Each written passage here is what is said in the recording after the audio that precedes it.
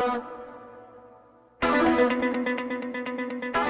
happy Monday. Sam Mirejovsky here behind the What's Right microphone, friends. What a weekend. Perhaps one of the most important things I have seen anywhere spoken about in the news. This is the account from a security guard loyal to Nicolas Maduro, one of the guards who was charged with the security of the Venezuelan head of state when the U.S.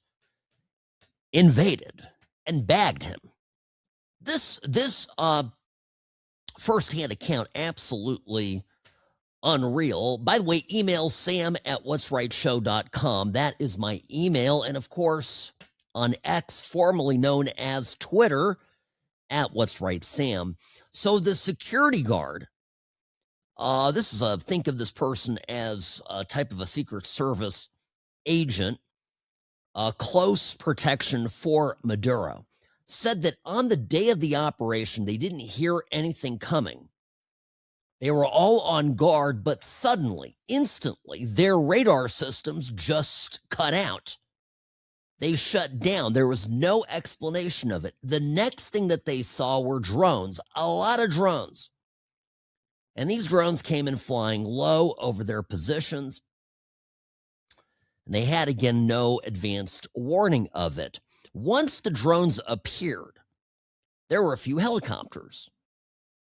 He said maybe 8. That's the number, but it could have been even less. From those helicopters, this guy said he witnessed soldiers coming down, a very small number, maybe 20 or so.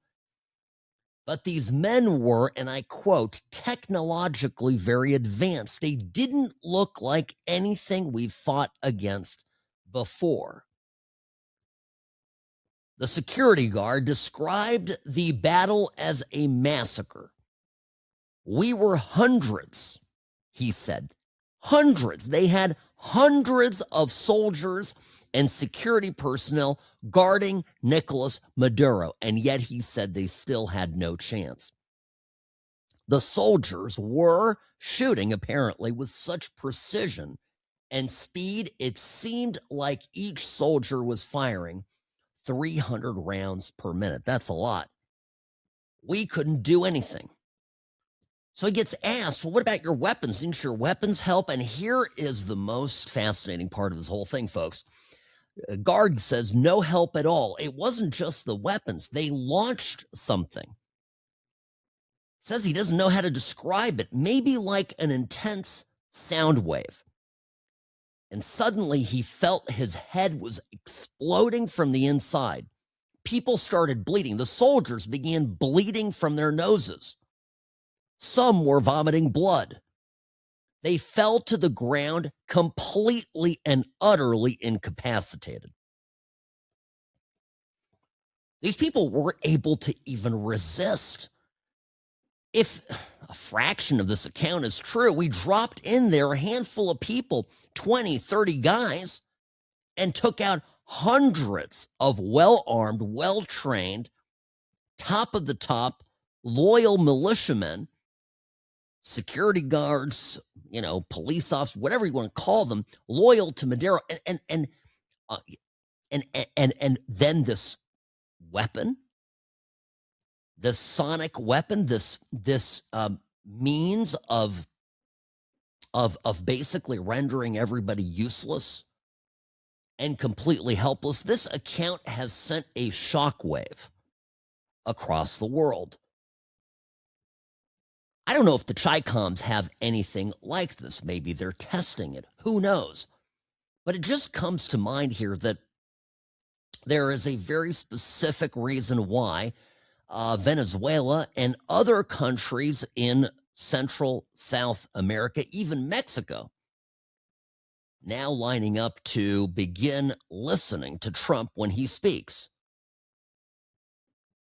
This is Now, this story here is absolutely remarkable. Now, shifting gears here for a minute, obviously one of the huge, enormous, and underreported stories from the weekend is what's been going on in Iran.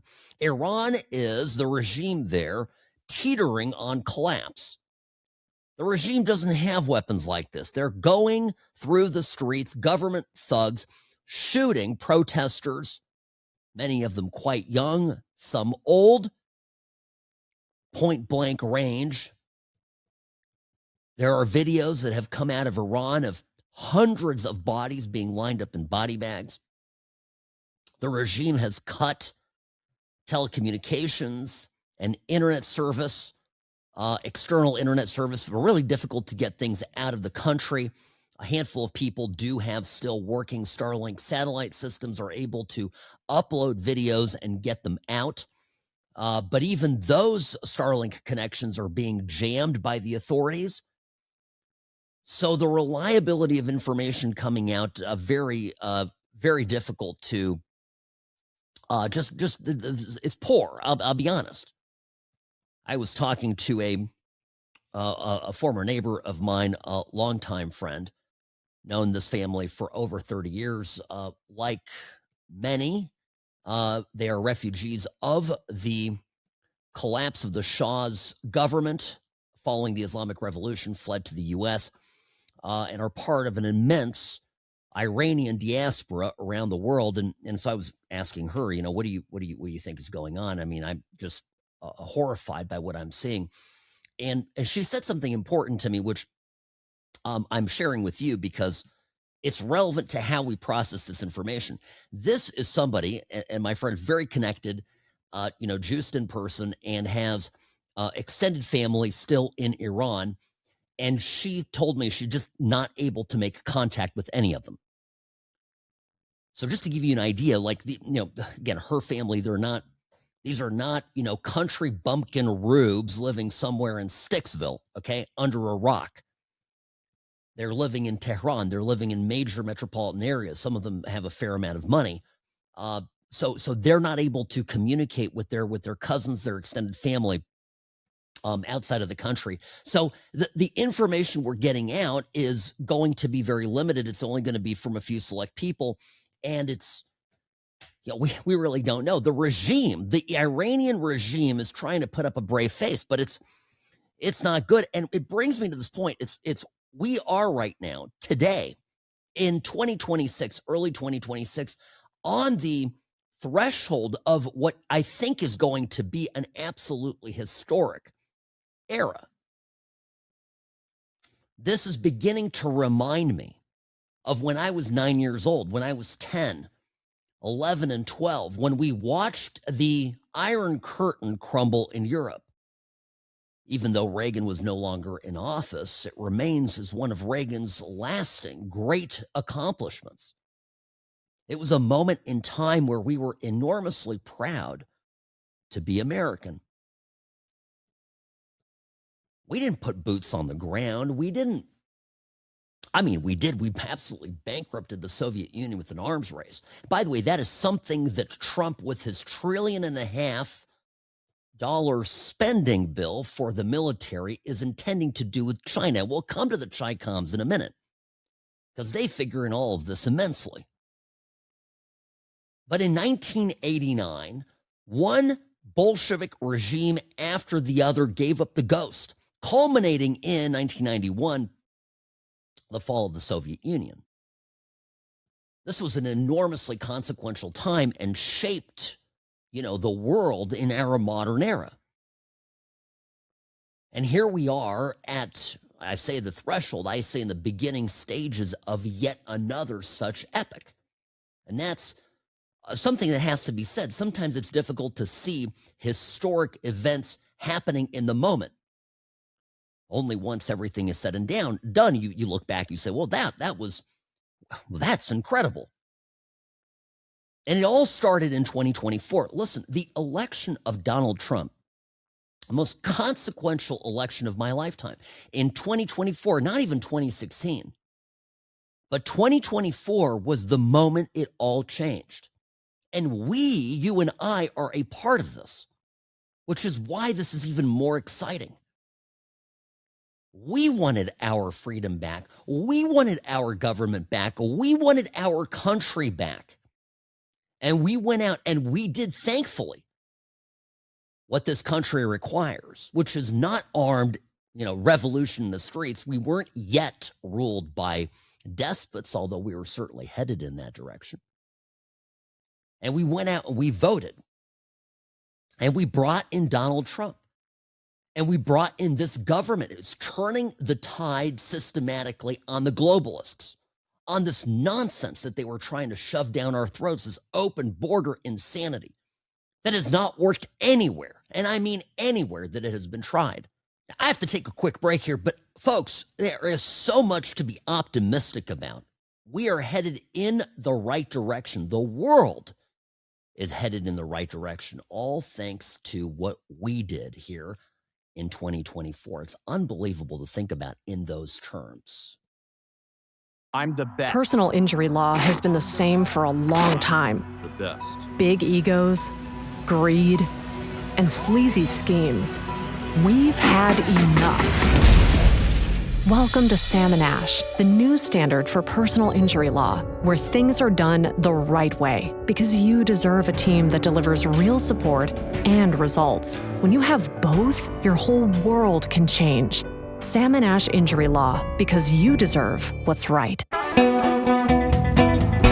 I think this account by the armed guard who lived to tell the tale of what went down when Madero was bagged rings true. And I'll explain why. Sam Mirejovsky here, Nevada's favorite recovering Californian, behind the What's Right microphone. Welcome to the What's Right show.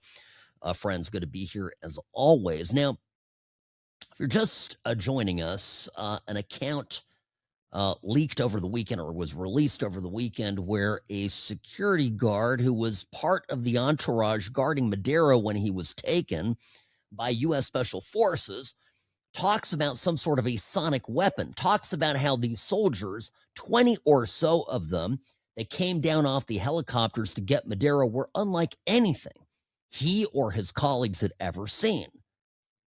Now, the sonic weapon made the folks on the ground bleed from the nose, vomit blood, and render them utterly incapacitated. One of the things that this guard, as he was interviewed by a channel in Latin America, got asked, now that Trump has said Mexico is on the list, do you think the situation will change in Latin America? Now, this is the big tell, because we do have a cartel-run country just south of us. And those of us who live in southern states, like I do in Nevada, we're precariously close to some very, very dangerous people not too far away. So the guy gets asked about this, and the answer is definitely. Everyone is already talking about this. No one wants to go through what we went through. Now everyone thinks twice. What happened here, meaning there in Venezuela, is going to change a lot of things. Now, a lot of things are changing already. I was mentioning Iran just before the break. You know, Iran, and we don't know. It's my point of the story of the friend who can't get any information from her fairly well-to-do, well-connected relatives in Tehran. Basically, information blackout. So the stuff that's getting out is a fraction of what information is actually available. That the regime is deliberately blocking information from getting out tells me that it probably is much worse for the regime than we can even imagine. The photos and the videos of these are, I mean, hundreds of people in body bags. It's horrible stuff. I mean, there could be thousands dead already across Iran. Although the country is very big, you got to understand it's 90 million people, about 2.5 times the size of Texas. Iran is a big country. There are, I think, 12 or so, maybe more ethnic groups, large ethnic groups within Iran.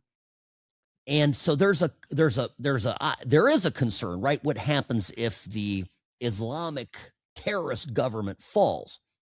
We can't get too excited. We can't get too Lindsey Graham'd about this, right? It's I think Lindsey was caught somewhere on a hot mic yesterday talking about how excited he was for things to start popping in Iran. He said, tonight the regime might fall. It's Lindsey Graham. You got to put that through the Graham filter. Now, my thoughts on it and why it's relevant to us is that it really is the, after Venezuela, would be the ultimate way to box in China. Those of you who have listened to this program now for a while, you understand that I believe that China is our greatest geopolitical foe and presents the greatest existential threat to the U.S. long term. And one of the things there is a race for energy. This is a very important point, and producer Robbie and I talking about this just before airtime today. You know, if you look at this, China is the world's largest crude oil importer. They rely on foreign sources of oil. I think it's 74, 75% of its total consumption. This is a huge number. Guess how much Iran, just the Islamic Republic of Iran, how much they contribute to China's total oil needs? It's between 12 and 23%. That's not a little number. Now, how much did they get from Venezuela? Yeah, I looked that up too. It's about 7%. So if you take the upper end of these numbers, about 30% of their oil was coming from Venezuela, China, Venezuela, and Iran. And by the way, they weren't paying very much for this oil. Why? Because both countries are heavily sanctioned. Both countries can't sell their oil anywhere. I've explained this before, right? Russia has a limited market for its oil. Iran, Venezuela. When you're barred from selling to most economies, the ones that are able to buy your oil, buy it at a discount. By definition, it's not market price. And I think on top of it, China, I think they weren't even paying cash for their Venezuelan oil. It was our debt repayment. I think the Americans under Venezuela under the Americans going to tell China to go suck it, right? That's what's going to happen. China, yeah, I'm not going to say it. It would be some variation of a profane phrase, but you get my point. And I love the people out there, but international law. Okay, take it to court. Take it to why don't you file a lawsuit in the Southern District of New York? I mean, it's true. Yeah. Madero can represent you. No, his wife is an attorney, isn't she? That's right. The deposed first lady of Venezuela is a longtime practicing lawyer. She represented Hugo, not Boss. I mean Chavez. Many years. Yeah, this is all part of a communist aristocracy down there in South America. At any rate, by the way, I read somewhere over the weekend that she is not getting along with other prisoners.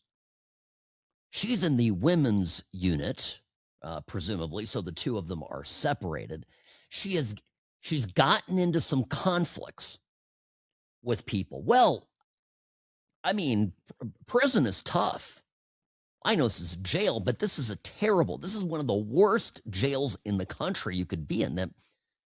The metropolitan housing unit, the prison there in Manhattan for the Southern District of New York. I mean, this is where Epstein, ended his life or whatever happened there. It's not a good place. It's absolutely miserable. So I only bring this up because, this is all going to get interesting. What the Chinese going to do? They're going to go try your luck at The Hague. They'll put you somewhere behind, getting Netanyahu and perhaps helping install the mullahs back in charge of Iran when that falls. So what this does for China, right? If Iran were to fall after Venezuela falling, do you understand losing such a significant portion, a third, a fourth of your oil needs for a country that has no domestic oil production? they'd have to rethink their AI race. They'd have to rethink AI dominance. They'd have to rethink their invasion of Taiwan. I mean, this is not good. Because, of course, getting after Taiwan is relevant. And on top of it, Trump is talking about Greenland, which factors into this in a huge way. Trust me. But the Europeans are big mad. I got to get into that, too. Bottom of the hour here. Be right back, folks. Don't go anywhere. More of the What's Right show after this.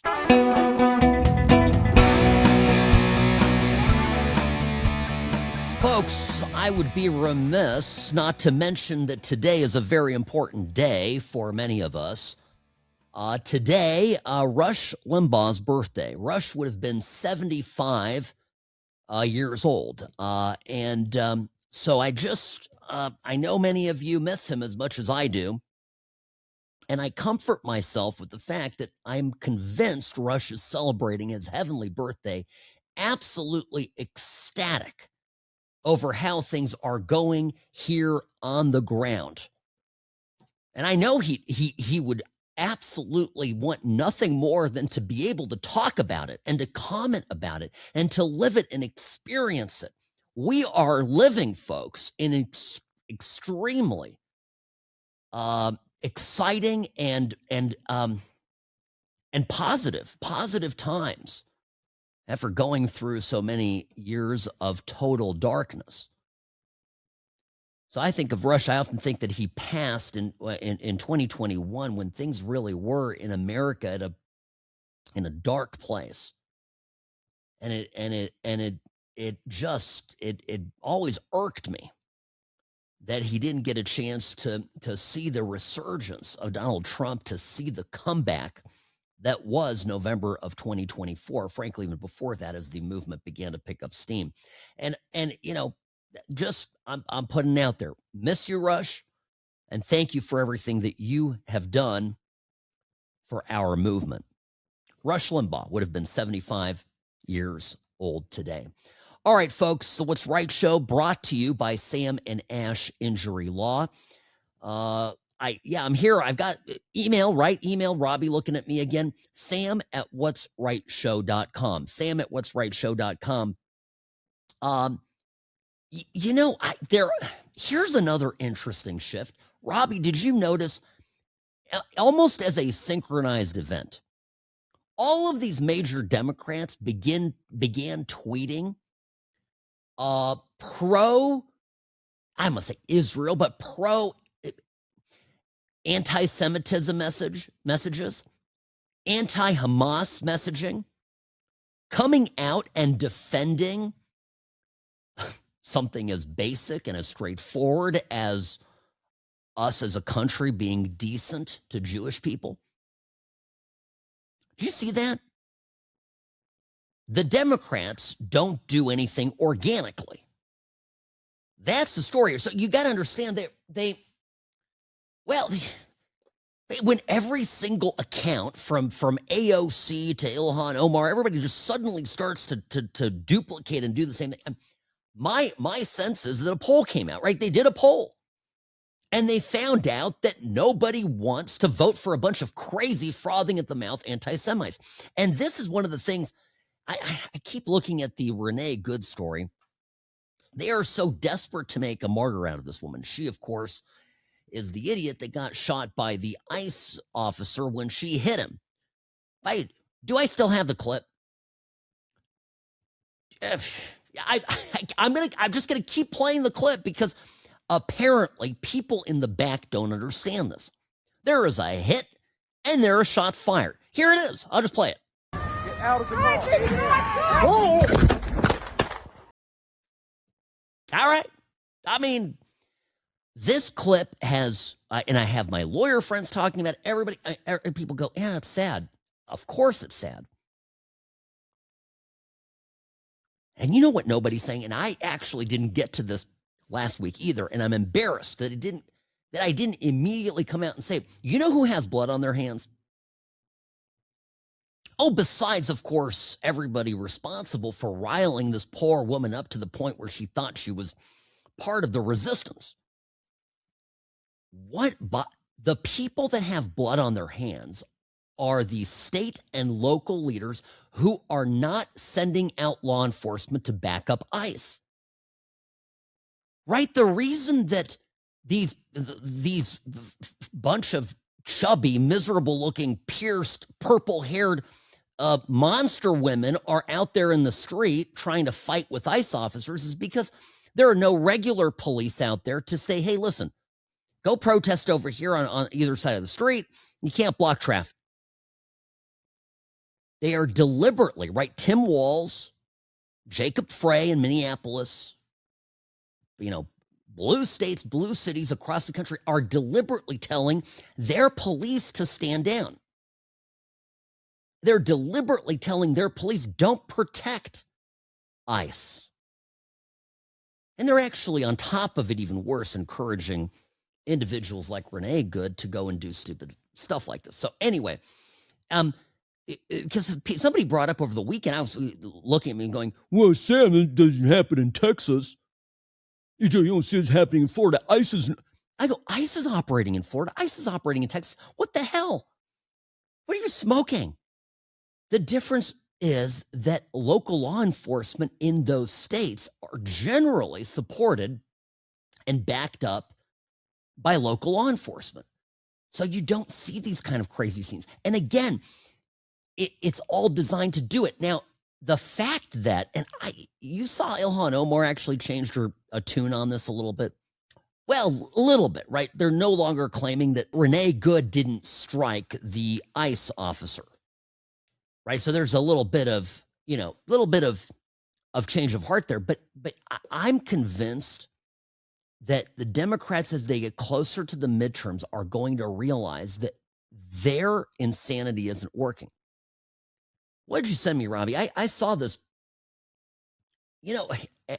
Alexandria Ocasio-Cortez. We love AOC, right? Here, I pulled it up right here. This past week, she had one post, like everybody else, condemning pro-Hamas chants, one post supporting the protesters in Iran. So people that are doing what? Standing up to a sadistic Islamic regime that kills people and subjugates women. Okay. How many posts do you think AOC had about Renee Good and ICE? 0. So what do you make of this? Certainly AOC could be running for a president. I'm confident that she's thinking about it. But the other part of this is I'm convinced that the Democrats have figured out that this brand of insanity isn't working. We are not in the era of George Floyd. This is not August of 2020. This BS doesn't work anymore. It's not getting traction. It's just making them look crazy. You see the videos of Nick's Shirley, who was the guy behind all the videos going around the daycare centers. Look, no kids. Look, there's 3 adults there, and they get millions in subsidy. Look, there's no kids. And anyway, he was driving with a friend of his, a colleague of his, in a Jeep Gladiator truck, and they were surrounded by a mob, and this mob was out for blood. It's all on video. They're out for blood. They're taking a guy who, okay, let's say he's made it all up. What does he get? Misinformation? Is that what it is? Is that the Democrat standard, that people that put misinformation into the media can be hounded and assaulted, their car windows smashed in, their lives threatened? I mean, please tell us, because I guess that we're going to wait outside the CNN studio. I mean, it's an absurd statement. I mean, and I don't think it's working. My point is, I don't think it's connecting with people. Do you see one of the big stories today? That a record number, more than about half of the country, I don't say more, but half of the country is now identifies as independent. And, the rest is about evenly split between Republicans and Democrats. What do you think that's all about? Do you really think that People are dumping the Republican Party en masse and choosing rather to be independents. I know they're dumping the Democrats 1,000%. That party has radically departed from what it once used to be. And I talk to disaffected Democrats all the time. The 12 disappointed and disaffected Republicans are the people that lost their country club. Okay? And there's like 12 of them. They're all on Twitter and they all, bitch incessantly. But you know what it is? People that support Trump and people that are Republicans and people who want immigration, for example, to be cleaned up. They want ICE operating. They want the deportations. Nobody wants to come out and say it. Hell, they're on paper, they want to distance themselves as much as possible because it's a threat to them. It is a dangerous time. We are entering an era where the left has normalized political assassinations again, the way it basically was in the 70s. And might even be even worse. It's terrifying, is my point. But I guess anonymously answering questions in internal polls that never get released because the Democrats don't release those, obviously. They're finding out the real story. They're finding out that their policies and their various tactics are backfiring in a big way. And then they're watching the liberal order around the world crumble. Trump running roughshod over all of it. My goodness. Pretty soon, the Democrats are going to basically turn into Republicans in hope of securing a vote or two. My goodness. Sam Mirejovsky here. Got to run. Quick break. Back in just a minute.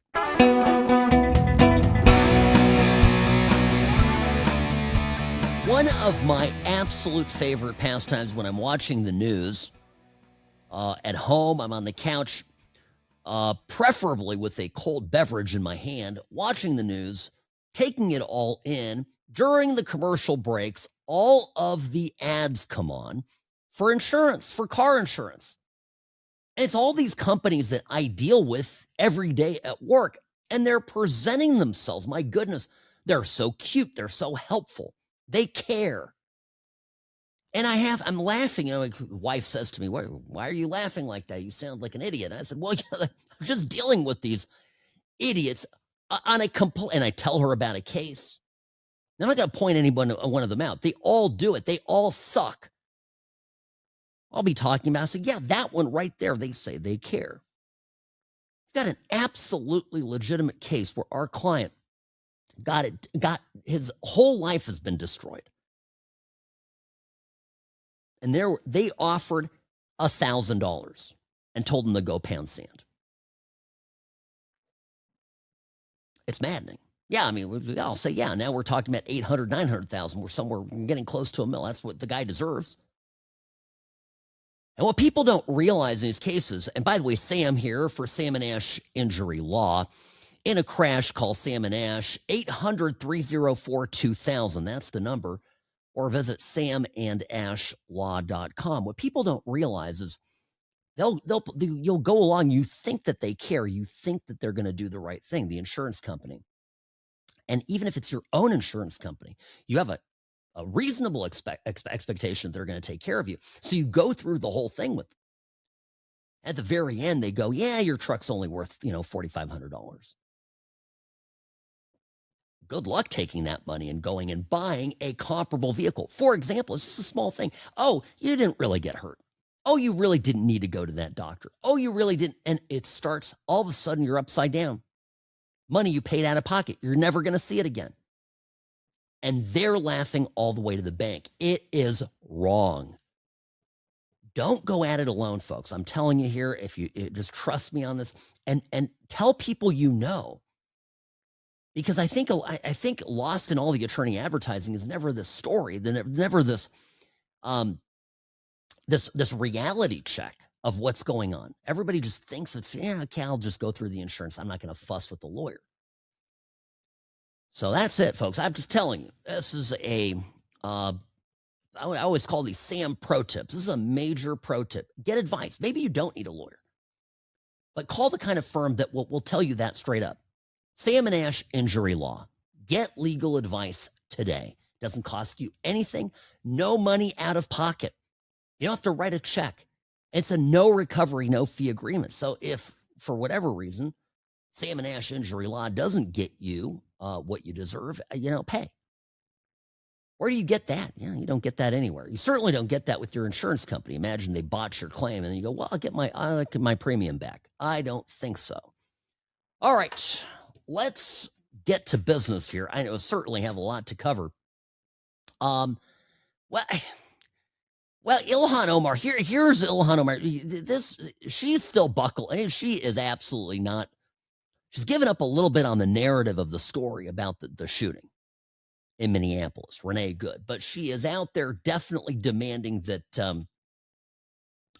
that ICE be chased out of town. Listen to this. We are going to show all of them the door out.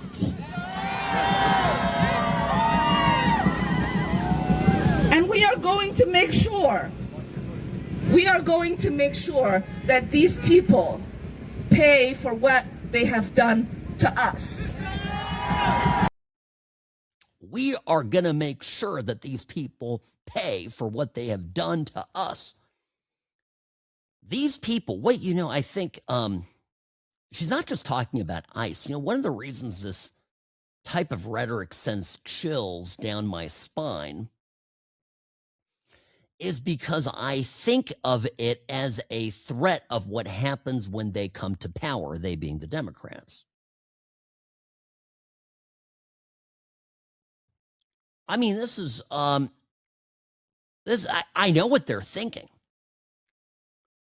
If 2021 and 2022, when we sort of saw the build up of the cases against Trump, and then also all the prosecutions of Trump supporters that were variously caught up in January 6th, if we see that as a major escalation, as a major step toward, certainly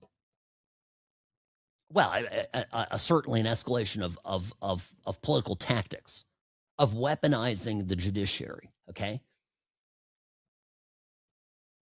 And you see, by the way, the Trump response to it, which so far has really been just mostly using executive power, okay, and using the power to, either commute sentences or to give full pardons. He has, somehow, some ways, rolled this back. There hasn't been any real accountability. But when it comes to the border, when it comes to the circumventing of Congress, when it comes to the Biden administration basically opening the border and inviting everybody into the country, even though that is not what literally Congress has passed laws that are on the books about protecting the border and against illegal immigration, and Biden just chose to ignore all of that. Now we're cleaning it up, and the answer is going to be more of the same tactics. That's how I read this. That's how I hear, or what I hear when I listen to Ilhan Omar and her little club over there. I hear that they're going to come after us. Gosh forbid President AOC gets into the White House. She sounds moderate now, but she won't be. You know how these people operate. No, it's scary, and I don't think it's one, and we can't act like it's one or it's done and over with any way, shape, or form. You can't. By the way, the ICE shooting, I just always come back to this. It was a clean shooting, and people have come out with examples where officers have been run over and killed. Remember the officer himself that is involved in the shooting who shot Renee Good in self-defense, that he had previously been hit by an illegal immigrant during a traffic stop and had been dragged a significant distance and hospitalized with serious injuries from that. Making the rounds is a story from Baltimore. Officer Amy Caprio, who was run over by a suspect and killed This was a big story when it happened in 2018. Listen to this. As the Jeep continued to advance, Officer Caprio got off one shot. WJZ won't show the rest, but a somber jury saw and heard Amy Caprio dying from massive crushing injuries. Yeah, there you go. The rest of the country, all of the country hasn't collectively lost its minds. What we're hearing from is a handful of shrill voices, but these people are mental. They're absolutely mental, and they're dangerous. Well, I'll get into California too here. I know this is the billionaire exodus. $1 trillion evaporated from California over the last few weeks. This is a hell of a story. I will cover it, and I'll tell you my thoughts on this. It might be a little unexpected. All right, Sam Mirejovsky here on the What's Right Media Network. Sam@whatsrightshow.com is my email. Be right back after this.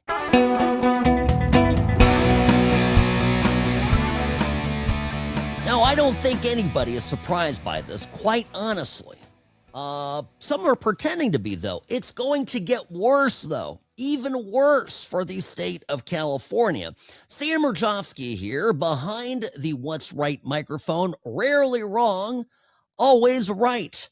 Here on the What's Right Media Network. So, what did California do? It isn't even a bill that has passed. It's a mere proposal. And the proposal consisted of basically, in some terms, a billionaire tax on assets.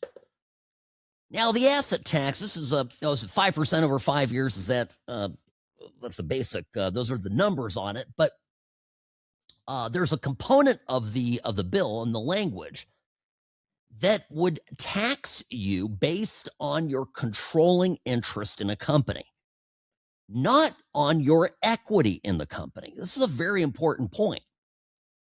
So the proposal was that if you, let's say, started a company or a founder of a company, and you sold equity, an equity position in the company, but you retained an ownership interest in that business. Guess what? If you still maintained 90% controlling interest, you're going to be taxed. Your 5% tax will be on whatever the value of the whole company is at 90%. So 5% of 90% of the company, even though you yourself have, let's say, only a 10% share. I'll give you some math on this. You could have a share in a company worth, let's say, 30 million or so, and end up with a tax bill that is 50 million. Think about that. Absolutely wild. So it would liquidate, it was total and utter disappropriation. I mean, just confiscate people's wealth.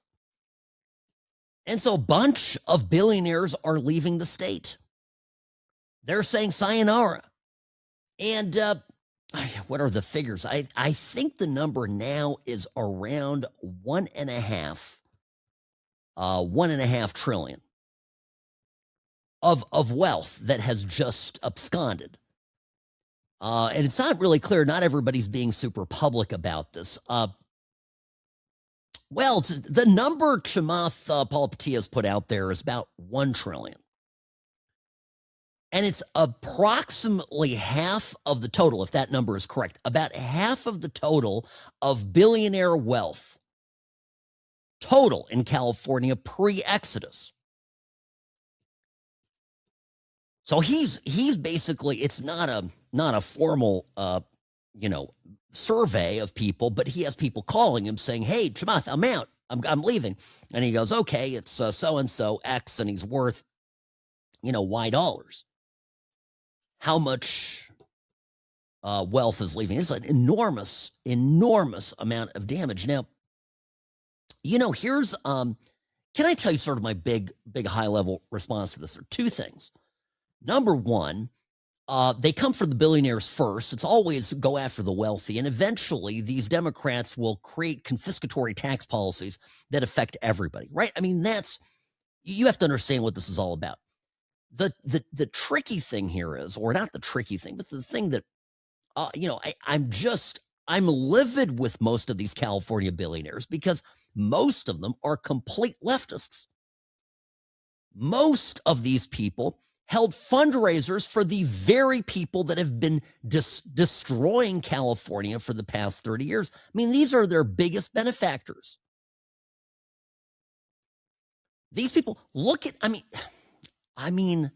it's, remember No Kings? Remember the No Kings protests end of last year?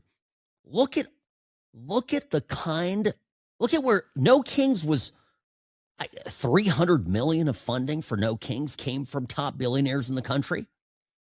Warren Buffett, 16 million. Ford, 51 million. Rockefeller, 26 million. Soros, 72 million. Arabella Advisors, which is Bill Gates's firm, 79, almost $80 billion. And the list goes on, right? So these billionaires that are now fleeing California and are criticizing the California government, are criticizing the Democratic Party and their confiscatory tax policy, are people that enabled this and contributed in an outsized way to the destruction of California, my home state, and to what end? They've made a mess of things, and now they're leaving. They're going to go to Texas. They're going to go to Florida. They're going to, maybe some of them come to Nevada. And when they're here, they're going to bring with them their same stupidity. And they're going to push the same stuff because these people cannot be helped. They think they're smarter than everybody else because they came up with an idea and worked really hard and made it happen, and it caught fire. Had a unicorn, whatever it is, right? These are a term for startups that become wildly successful very quickly. I mean, so some of these people are, they're smart guys, don't get me wrong, but they act as if they are God's greatest gift to the universe, which they're not. They certainly don't love the country. They don't love their state. They have no allegiances beyond themselves and the money that they have. So this part of me this rankles me, right? Because, I look at David Sachs. I like to bring up Sachs because he's right now working inside the Trump administration, and he's working on the AI projects, right? He's working on behalf of the administration to figure out how America can become the leading state supporting the growth of AI.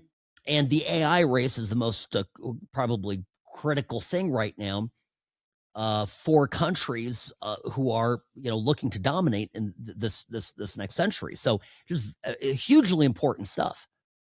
And Sachs divested himself of his AI investments, and he has lost, I don't have the figures, folks, he's lost billions, okay? Certainly hundreds of millions. Robbie, you can find it. I saw it somewhere. The man basically gave up a fortune to work for America, and he did the right thing. He divested himself, so he doesn't have any. He doesn't have a dog in the fight, right? There's different companies here, be it Google, OpenAI, Sam Altman's company. You've got Grok, and Grok really has Tesla behind it, right? You've got the Elon Musk team. You've got all these different AI people, and we're trying to figure out which way to go. And so Sachs is an example of a guy who will take it in the shorts for the country. Most of these billionaires aren't like that. And most of these billionaires, by the way, have sinister motives, profit motives for installing the Democrats. It's just now gotten to the point where their feral pets have turned on them. The very Democrats that have been supported by these billionaires now are turning on their benefactors, on their masters. Now it's, I'm never for confiscatory tax policy. I'm never for a government that looks at wealth as something that they can grab. I'm never for a government that, because again, remember how it was sold. It was sold, hey, it's a billionaire, it's 5%, it's 1% a year. Brother, can you spare a dime? It's nothing. It's a nickel on the dollar. Big deal. But when you start to understand what they're going after and how it actually can wipe out a person's entire net worth, you realize that the people behind this are actual communists. And there's no way to sugarcoat that. These people are dangerous when I talk about the new Democratic Party. Dangerous. So what happens when the top income earners, the top taxpayers, but the top employers in a given state like California just say, see you later. We're out of here. Because I think what happens is the state starts to enter a death spiral. This income loss to the state of California is going to be enormous. It's going to be, I mean, what is it? What 13? I think the estimate is about 13.5% of California's total tax receipts came from billionaires, people worth $1 billion or more. And we're not mentioning the folks downwind, because if I was, I've left California, but it's been 6 years, but I remember leaving California and it was over taxes, I'll be honest, and also during COVID. Just the insanity, right? That helped. I left just before COVID. It was getting weird. And then COVID was the confirmation that everything was going to hell in a handbasket. But, think of how many folks that are worth $50 million are going to look at this bill and go, honey, we got to get the hell out. We got to bag it while we still can. This draft of the bill is going after bill. It's going to be retroactive to the beginning of the year, meaning January 1, 2026. That's why so many people left at the tail end of December. There are going to be Republicans, Democrats, independents who have money in California are going to go, I love it here. The view is great. The weather's fantastic. But guess what? I can suck up a lot in Florida. I can take the humidity if it means that I'm not going to be completely financially ruined. Well, I'm just saying. Now, I'll get to this here. We got to take a quick break here. But the point of this is at a time when, in some ways, the Democratic Party is beginning to wake up from some of its insanity, I think some indicators over the weekend, they remain doubled down on this democratic socialism, this communism thing. It doesn't work. It won't work. It'll bring failure to everything it touches. The problem is that people are idiots and they vote for these clowns, and always sounds good. Soak the rich guy until you run out of rich people to soak. Sam Mirejovsky here on the What's Right Media Network. I'll be right back. The Sam and Ash team, they wanted me to have the best care. They had my interests at heart. I have an enormous amount of gratitude. I cannot say enough thank you.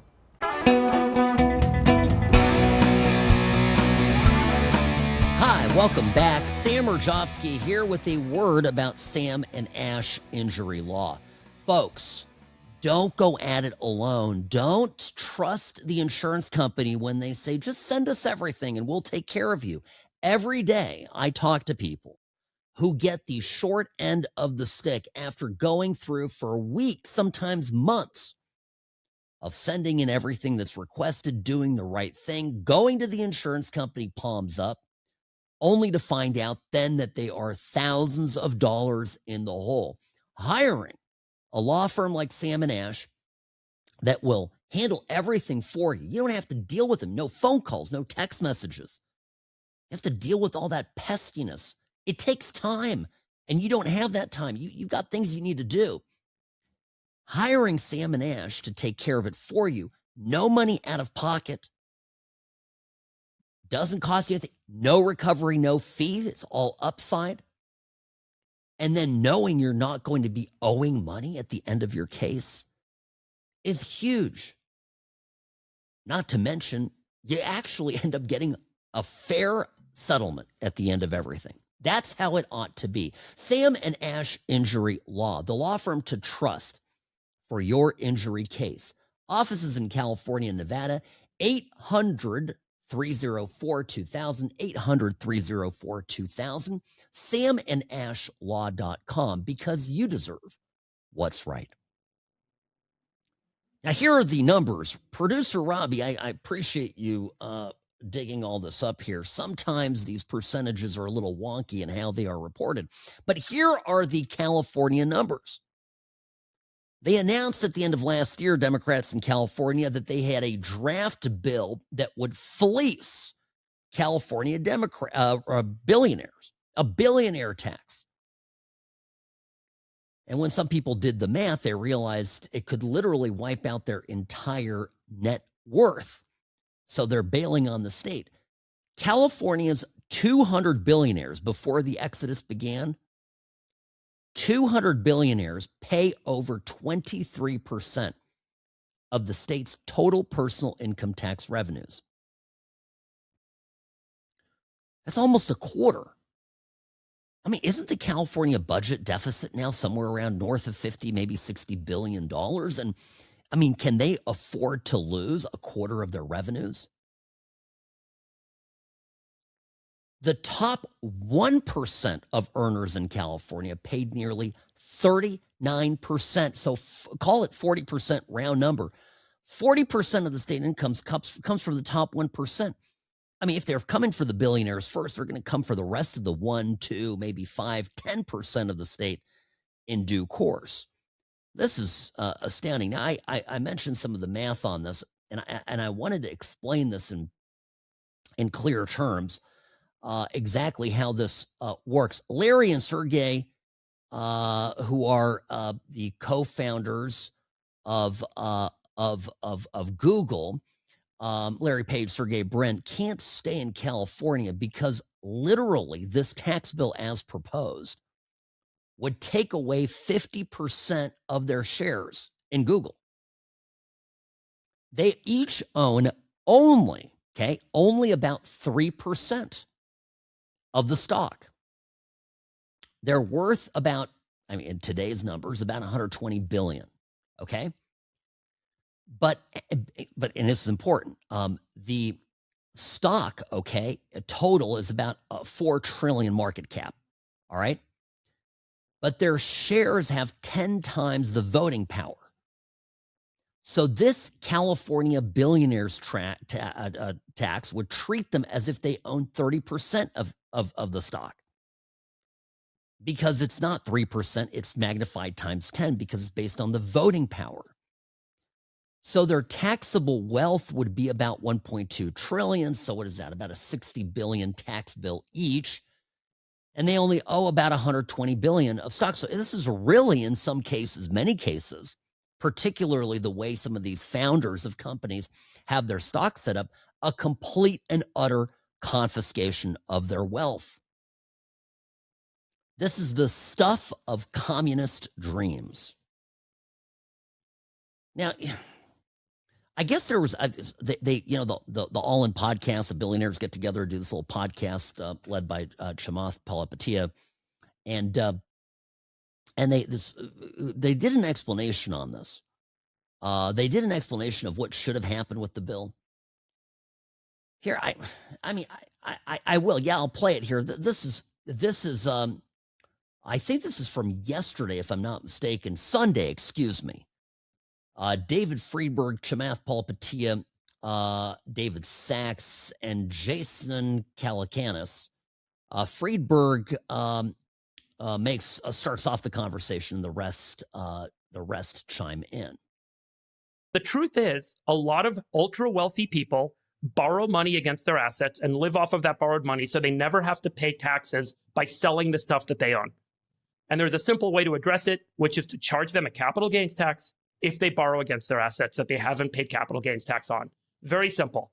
The total net worth of billionaires in the state of California is $2 trillion. So you're talking about raising $100 billion on this one-time 5% tax. Or, as Ro Khanna would say, $20 billion a year. California is looking, again, at a $1.5 trillion liability hole that it's facing. Taxing billionaires doesn't solve any of our problems. The net worth of the United States, the middle class and everyone else is 170 trillion compared to 8 trillion of the billionaires. They need a way to open the door so that they can go after the real honeypot. The real honeypot. So the real goal of this, just so everyone understands, the real goal of this is not to tax billionaires, because there are other ways to tax billionaires. Right. The real goal of this is to create, for the first time in American history, a private property asset seizure tax. Yes. And to use that as a way to take a percentage, because they're going after the 170 trillion, not the 8 trillion of the billionaires. Normalize auditing every American to understand what they own and then take a percentage of it every year. It's been tried in France. It's been tried in other countries. It never works. People leave. Never worked. There it is. And that's exactly right. What do you think happened to communist regimes? They didn't just show up and confiscate stuff saying this is ours. I mean, yes, but they passed laws. They passed confiscatory laws that read exactly like this. We're going to take, and they basically took everything from the bourgeois class, from the industrialists and everybody. This is how it got done. It was all very lawful. Trust me. Folks, it must be stopped. Sam Mirejovsky here behind the What's Right microphone. As always, this hour of the program brought to you by Sam & Ash Injury Law. In a crash, call Sam & Ash 800-304-2000, 800-304-2000, because you deserve what's right.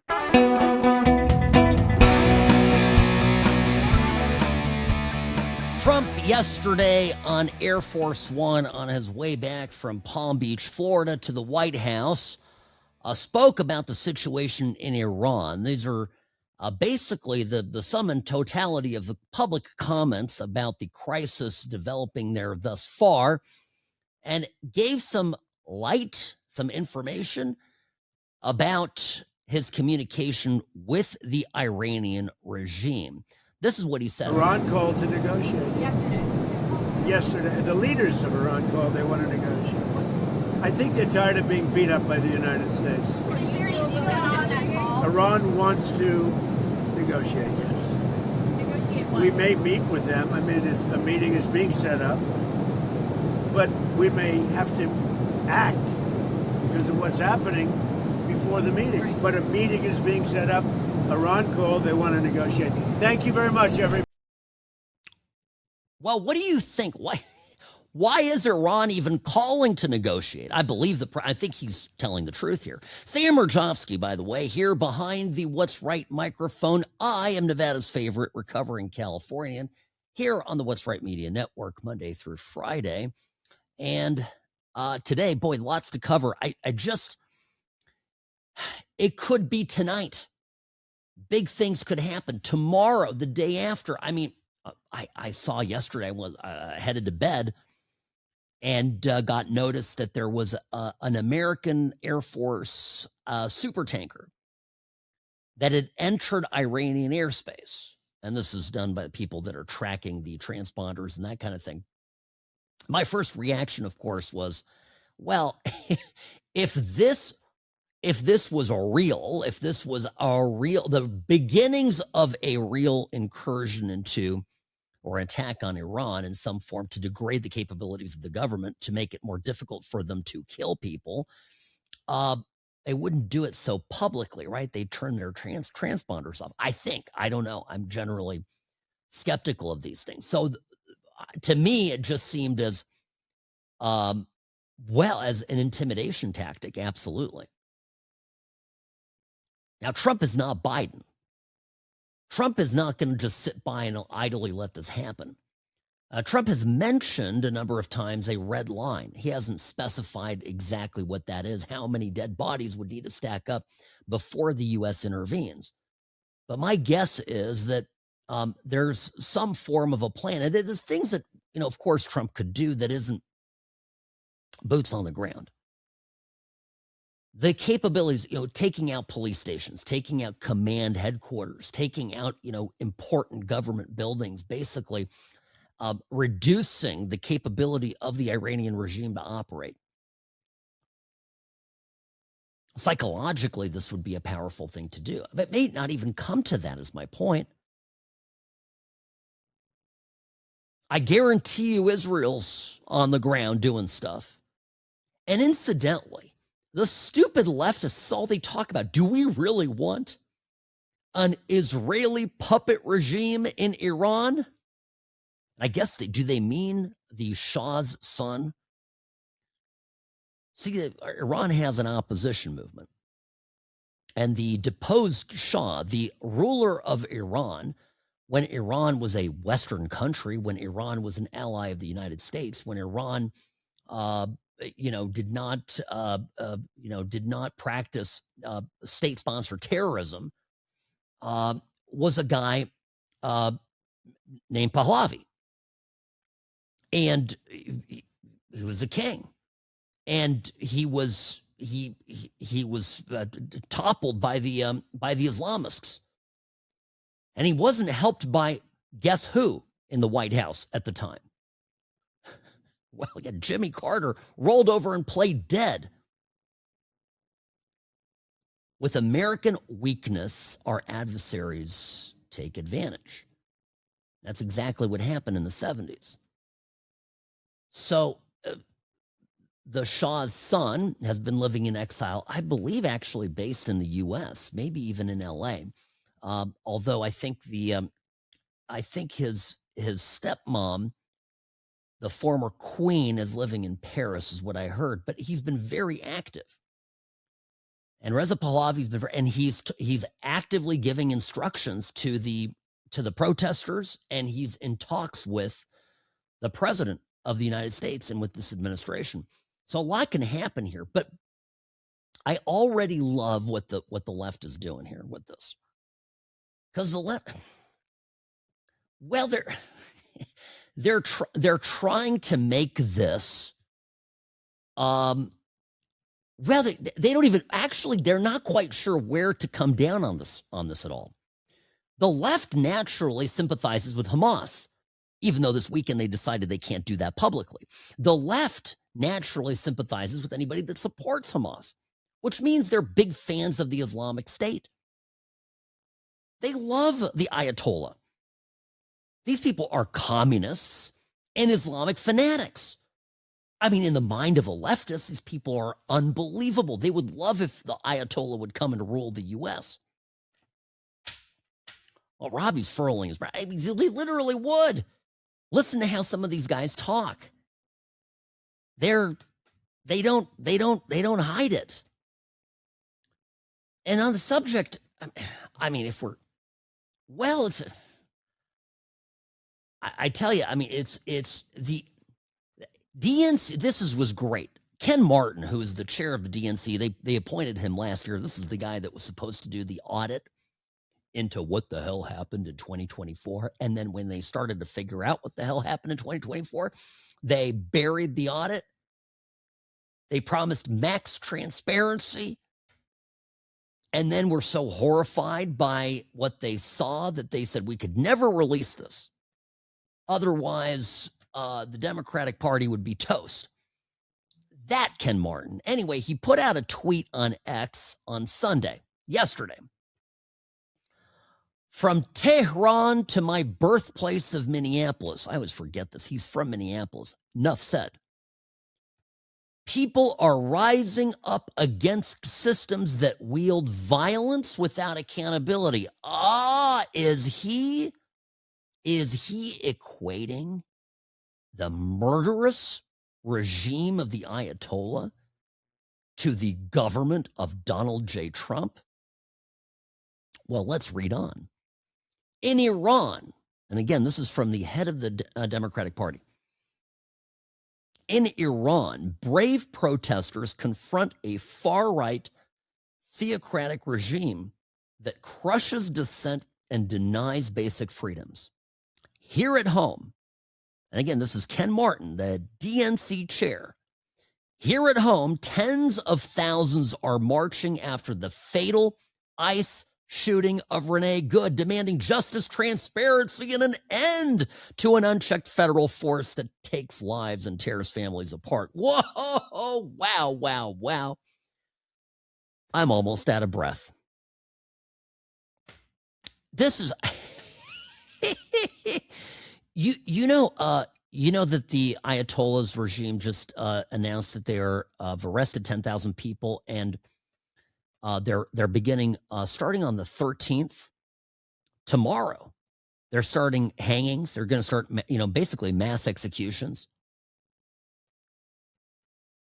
I mean, this is it. I mean, some guy got, one of the leaders of the captured guy got arrested. His family was given 10 minutes with him and said, all right, your time. Tomorrow he hangs. And I guess in a Democrat's brain, that is the same as Renee Good, who gets wound up by the media, wound up by the politicians, and sent off as a sacrificial lamb to run over an ICE agent. Best case scenario, she ends up in prison for it. Well, not even. Worst case scenario, she kills him. Best case scenario, he fights back and turns her into a martyr.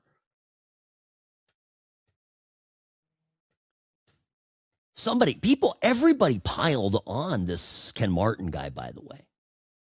Equivocating these two situations is absolutely idiotic. And then I guess he doubled down. Now, mind you, this is the guy leading the Democratic Party. This is the guy making strategic decisions about what the Democrats do in the midterms that are only, call it 10 months away. Quote, if comparing the U.S. to Iran makes you angry, ask why. It's not making me angry. It's making me doubt your intelligence. But anyway, let's read on. Quote, killing protesters, crushing dissent, kidnapping and disappearing legal citizens, ignoring courts, threatening critics, terrorizing communities. That's authoritarian behavior anywhere. Blah, blah, blah, blah, blah. Killing protesters. Did Trump's Gestapo troops, I'm being, tongue-in-cheek here, did Trump's Gestapo fire into the No Kings protesters? I mean, I have to report, thankfully they didn't, because I was in D.C. for the No Kings protest, walking among all the deranged liberals. Nobody shot me. Trust me, wife and kids are tickled about that. I mean, any woman, any man that drives a car at a cop and then as a weapon and then hits the officer and he then shoots the person doesn't even make the front page of a newspaper. They are stretching, they are contorting themselves more than usual into logical pretzels. And I think everybody just is like, I don't get it. I don't get it. Kind of a shrug, right? Like the little emoji, the little guy shrugging emoji. I send that to people when they send me something confusing. I'm like, I don't know. That's my response. I wouldn't even respond to full time. I'd just respond with the emoji to Ken Martin. Sam Mirejovsky here on the What's Right Media Network.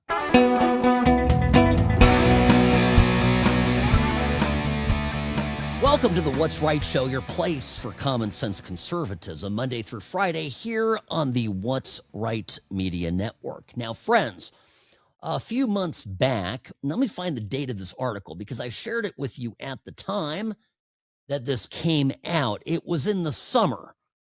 All right. Do we have an exact date? I don't see it. But this article, the title of which was "The Left Has an Authoritarian Problem," was written by a social psychologist, a man named Luke Conway. And I think it figures into where the Democrats are lost in all of this, vis-a-vis their messaging for the midterms and all these moves that Trump is making. Right? Because let me just kind of distill this to the basic, nit of it. The Democrats have Trump billed as an authoritarian leader. And arguably, if you compare Trump to Biden, who was drooling and not in charge of his own government, not even signing pardons, let alone other documents, then one might think perhaps by comparison, at least they have a point. These same Democrats are now up in arms over this disposal of Maduro, this capturing of Maduro. They are up in arms about perhaps losing the Ayatollahs in Iran. They are up in arms with Trump perhaps wanting to secure for U.S. interests the territory of Greenland. And yet, when you go back and look, and this was fascinating, right? Because this Conway guy, when he wrote this piece, his conjecture, his conclusion, is that basically on the left, that the leftists are actually highly motivated to not see left-wing authoritarianism, but at the same time yearn for it. The best example of this, of course, is the incessant policing of social media. Remember, when you let leftists loose on social media, what is the first thing that they want to do? They all turn into hall monitors. And they all want somebody who is in charge, a moderator or a government entity. Remember Nina Jankowicz, the woman who almost became the disinformation czar, to decide what is real news and what isn't, and decide what posts are allowed online and which ones aren't. Yeah, Biden actually tried to do that. It wasn't that long ago. Well, anyway, this is what they want. They want authority to come in and back up their view. They aren't willing to have an argument. They aren't willing to have a discussion. They want to punch you. They want to yell at you. They want to harm you. They want to silence you because your opinion, your thought, right or wrong, isn't worthy to be said because they're right and that's it. Just knocked over my coffee here, gesticulating with my arms. Don't worry, my cap was on the. Everything's fine. Disaster averted. There is a curious line in this piece about leftists. And again, this is in the piece by Luke Conway from the summer of last year. They have, and it's a quote, a kind of a curious self-ignorance of their own authoritarian motives. It makes me think, when it comes to Trump, they just don't like Trump because they were told not to like him, and they follow orders from the people that give them information, right? That's one part of it. But the other part of it is Trump represents something to them that they have decided is reprehensible. It's very difficult to unprogram somebody that's been programmed this way. But secretly, these people actually love a guy like Maduro. Maduro is enforcing socialism. He's enforcing it. Those Ayatollahs, they're keeping people in line. You're not allowed to get up and say nice things about Israel and Iran, or they're going to hang you. If you actually talk to these leftists, they're totally okay with that. They purport to be liberals, small l. They purport to be open-minded. They purport to be tolerant. These are all values they, quote unquote, are imbued with. But it's all a charade. And that's why dusting this piece off here, even though it's a few months old, is great, because guess what? It's all on display right now. Nick Shirley going around in Minnesota and going, hey, wait a minute, this is a Leering Center. I think they meant to write learning. And what kind of learning are these kids doing in a Leering Center where the people who are running the center can't even spell? By the way, that sign is over the front door. I mean, it's not like they didn't catch it. You imagine a misspelled sign on your business. You know, if somebody misspelled a sign on your business, it wouldn't last a day, right? You'd come and fix it. Imagine misspelling the name of a school on a school building, right? If it happened here in Las Vegas, it would be like a top news story of the evening. What idiot did that? I'm not saying, look, my point is that what did they do? They got Nick Shirley going out there finding obvious, questions that are reasonable to ask, like Leering Center and where are the kids? Let's see here. They got $873,000 last year. What are we getting for that? And the libs don't want to hear it. They want to tar and feather, silence him. They want to pull a bullet in him, just like they did in Charlie Kirk. That's the new left. And I'll tell you, it worries me, right? It worries me because, and I think this is why the left loves the Islamists, right? Because the Islamists come around and say, what? You said something bad about my Muhammad or my Allah? Pew, pew, you're dead. They're united actually in their means. The radical left is intolerant. Islam is intolerant. Somebody can make a crass joke about Jesus to a Christian. The Christian may go, you know what, you're kind of a foul person, but at no point does the Christian think, I'm going to draw and quarter you. Right? And this is the case I always make for why I think Islam is just not compatible with Western society, with our world. Precisely because it is so monumentally intolerant. And the old left opposed it. The new left has embraced it. The new left has made its bed with Hamas. The new left has made its bed with Nicolas Maduro. They like totalitarians. They like what Keir Starmer's doing in Great Britain, arresting people for saying things on the internet. That's how it ought to be, because a guy like Trump can't come to power. And what is it really about Trump? At the end of the day, they can't even tell you. You ask them and a bunch of word vomit comes out, and anger and bulging veins on their neck and emotion. Very rarely are there any logical kernels contained in any of it. But it's all crumbling. It's all coming to an end. And that's part of the reason why they're so dangerous right now, because they're just fuming over it. All right, folks, got to run. Sam@whatsrightshow.com is my email. I'll be back tomorrow. See you then.